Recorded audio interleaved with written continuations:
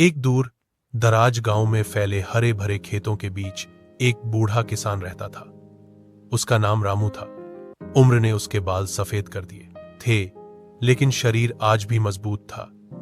सूरज निकलते ही वह खेतों में आ जाता और शाम ढलने तक मेहनत करता। खेती ही उसका जीवन थी, वही उसकी पूजा और वही उसका सहारा। उस साल बारिश कम हुई थी। जमीन में जगह जगह दरारें पड़ गई थीं। छोटे छोटे पौधे प्यास से झुकने लगे थे। रामू रोज खेतों को देखता और मन ही मन भगवान से प्रार्थना करता कि उसकी फसल बच जाए। गांव के ज्यादातर लोग शहर चले गए थे, लेकिन रामू ने अपनी मिट्टी को नहीं छोड़ा। एक सुबह वह खेतों में खड़ा फसल को निहार रहा था कि तभी अचानक उसके पास एक सफेद कबूतर उड़ता हुआ आया।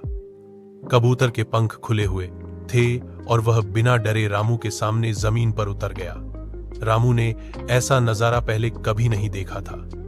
आमतौर पर परिंदे इंसान से दूर भागते हैं, लेकिन यह कबूतर शांति से उसके पास खड़ा था। रामू ने ध्यान से देखा तो पाया कि कबूतर के एक पंख में हल्की चोट थी।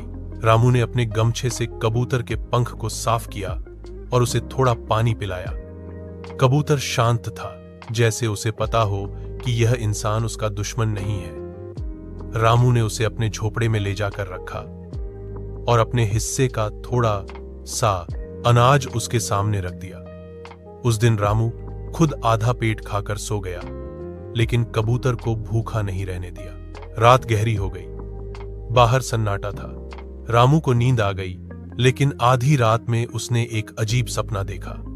उसने देखा कि वही सफेद कबूतर रोशनी में बदल गया है और इंसानी आवाज में उससे बात कर रहा है।